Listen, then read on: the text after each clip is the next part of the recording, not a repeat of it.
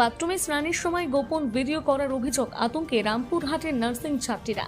বাথরুমে স্নানের সময় গোপন ভিডিও করার অভিযোগকে কেন্দ্র করে চাঞ্চল্য ছড়িয়েছে রামপুরহাট হাসপাতাল পাড়ার পাশের সেতুনি মাতপাড়া এলাকায়। ঘটনায় আতঙ্কের পরিবেশ তৈরি হয়েছে সেখানে বসবাসকারী নার্সিং ছাত্রীদের মধ্যে। অভিযোগ, রবিবার দুপুরে কয়েকজন ছাত্রী বাথরুমে স্নান করছিলেন। সেই সময় এক অজ্ঞাত পরিচয় ব্যক্তি বাথরুমের ওপরের ছোট জানলা দিয়ে মোবাইল ফোন ব্যবহার করে তাদের ভিডিও করার চেষ্টা করে। বিষয়টি ছাত্রীরা টের পেতে চিৎকার চেঁচামেচি শুরু করেন। অভিযোগের পর অভিযুক্ত ব্যক্তি দ্রুত ঘটনাস্থল থেকে পালিয়ে যায়। ঘটনার পর থেকে আতঙ্ক ও উদ্বেগের মধ্যে রয়েছে আক্রান্ত ছাত্রীরা।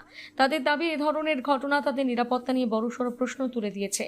অবিলম্বে অভিযুক্তকে গ্রেপ্তার করে কঠোর শাস্তির দাবি জানিয়েছেন তারা। এই ঘটনার জেরে রামপুরহাট থানায় লিখিত অভিযোগ দায়ের করেছে আক্রান্ত ছাত্রীরা। অভিযোগ পাওয়ার পর পুলিশ তদন্ত শুরু করেছে। ইতিমধ্যে ঘটনাস্থলের আশপাশে সিসিটিভি ফুটেজ খতিয়ে দেখা হচ্ছে বলে জানা গিয়েছে। এলাকার বাসিন্দা ও ছাত্রীরা নিরাপত্তা ব্যবস্থা আরও জোরদার করার দাবি তুলেছেন। পুলিশ সূত্রে খবর, অভিযোগের ভিত্তিতে সমস্ত দিক খতিয়ে দেখা হচ্ছে এবং দ্রুত অভিযুক্তকে চিহ্নিত করে আইনানুগ ব্যবস্থা গ্রহণের চেষ্টা চলছে। আজকে আসলে আমরা এখানে নার্সিং স্টুডেন্ট, আমাদের ফাইনাল ইয়ার চলছে। আমরা ইন্টার্নশিপে আছি Rampurhat government medical college and হসপিটালে। আমরা রবিবার দিন অর্থাৎ আমরা শনিবার দিন আমাদের নাইট ডিউটি ছিল। আমরা ডিউটি করে আসার পর একে একে ফ্রেশ হচ্ছিলাম। একে একে ফ্রেশ হওয়ার পর আমার আগে দুজন আমার ফ্রেন্ড স্নান করে ফিরলো। ওরা বুঝতে পারেনি বাথরুমের একটা কর্নার আমাদের ফাঁকা ছিল, তো সেখানে একজন ভিডিও করছিল, ভিডিও আর দেখছিল।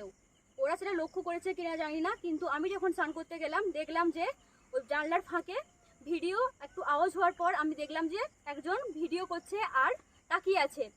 আমি সঙ্গে সঙ্গে চিৎকার করার পরই উনি ছুটে চলে যান। কিছুক্ষণ আমি তাকানোর পরও দেখছি আমার দিকে আই কন্ট্যাক্ট আছে। যতক্ষণ না আমি চিৎকার করেছি ততক্ষণ উনি ছুটে যাননি। আমি চিৎকার করা মাত্রই আমার ফ্রেন্ডরা জিজ্ঞাসা করে কি হয়েছে।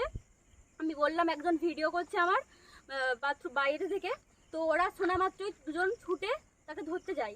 কিন্তু স্নান করার পর অনেকেই আমরা জামাকাপড়, ছোটোখাটো জামাকাপড় পরেছিলাম, সেই কারণে ধরতে পারিনি। তাও অনেকটা চেষ্টা করেছি ছুটার। তারপরে এইদিক ওইদিক ছুটে দেখার পর সিসিটিভি ফুটেজ, অনেক জায়গায় সিসিটিভি ফুটেজ চেক করার পর অনেকে দেখতে পাই। তারপর থানাতে ডায়েরি করতে যাই, কিন্তু আমাদের ওর ফেস রিভিল হয়। ওখানে আমাদের এখানে ইনকোয়ারি করার পর দেখলাম যে সিসিটিভি ফুটেজে ওনার মুখটা স্পষ্ট হয়ে বোঝা যাচ্ছে। তো আমরা ডায়েরি করার পর আজকে ওনাকে ধরা গেছে। তো সেই জন্য আমরা আমাদেরকে ডাকা হয়েছে আর একবার থানাতে। তো আমরা যাবো বলে ভেবেছি। তো এটার একটা কঠিন শাস্তি হওয়া উচিত, কারণ আমরা জানি না যে কতদিন ধরে আমাদের ভিডিওটা হচ্ছে বা কীরকমভাবে ফলো করছে। কিন্তু আমরা এটাও বুঝতে পারছি না কতদিন ধরে ফলো করছে। এসার পর দেখছি তার মানে আমাদেরকে আগে থেকেও দেখছিল যে আমরা কখন এসেছি বা কখন কয়েকজনভাবে স্নান করতে যাচ্ছি, কবে ডিউটি যাচ্ছি, এরকমভাবে ফলো করেছে। এটা নিশ্চয়ই একার প্ল্যান, একার কাজে সম্ভব নয়। মনে হয় ফলো না করলে গ্যাং রিলেটেড মনে হচ্ছে আমাদের।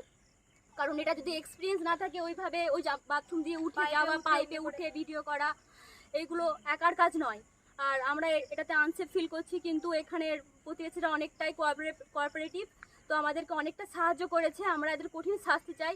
যেহেতু আমরা একটা নার্স, তো আমরা সমাজের সেবা করার জন্যই আমরা এই প্রফেশনটা বেছে নিয়েছি। আজকে যদি ওনার কিছু হয় বা কারো কিছু হোক, সে শত্রুই হোক, যাই হোক, আমাদেরকে বিনা জাতি নির্বিশেষে আমাদেরকে সেবা দিতে হয়। তো আমরা এটা ডিজার্ভ করি না। আমরা এটার কঠিন শাস্তি চাই। আমরা চাই যে আমাদের আমাদের সাথে এই ঘটনাটা ঘটেছে, এটার একটা শাস্তি হোক। আমরা খুব আনসিকিউর ফিল করেছি, কারণ কাল সারা রাত আমাদের একটা ফ্রেন্ডও ঘুমাতে পারেনি। সারা রাত ওই চোখটা মনে পড়েছে। আমরা অনেকে প্যানিক অ্যাটাকের মতো হয়েছে আমাদের। আমি তার সাথে হয়েছে, আমাকে সামালতে পারেনি ওরা। তো আমার বাড়ি অনেক দূর, তো বাবা মাও অনেক প্যানিক করছে। তো পড়তে এসেছিলাম, এরকম ভাবিনি কোনোদিন এরকম হবে। তো আমরা চাই যে আমাদের যেন একটা ব্যবস্থা নেওয়া হোক, একটা জাস্টিস আমরা পাই।